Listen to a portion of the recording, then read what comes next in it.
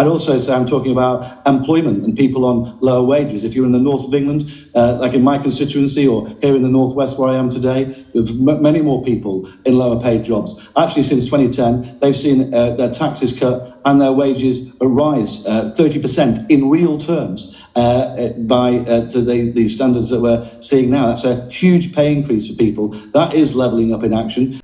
Let's break this bollocks down. Actually, since 2010, they've seen their taxes cut. Well, imagine the shock for the chairman of the Conservative Party when he watches this. In fact, we looked at some of the figures, and the combined effect of a 4% cut in national insurance and the threshold freezes between 2021 and this April would mean that people earning less than £25,000 are worse off. And he'll fall off his chair when someone tells him that millions more people are now paying income tax since 2010.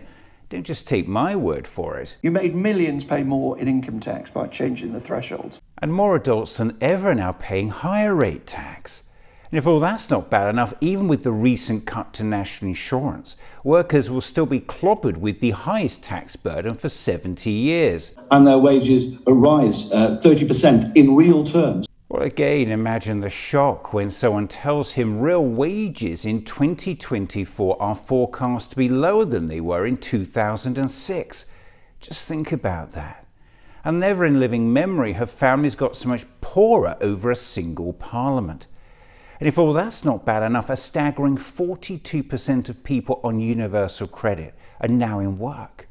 68% of working age adults in poverty live in a household where at least one adult is in work.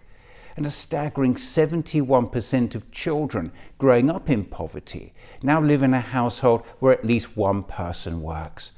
So much for the Tories making work pay. That is levelling up in action. Seriously?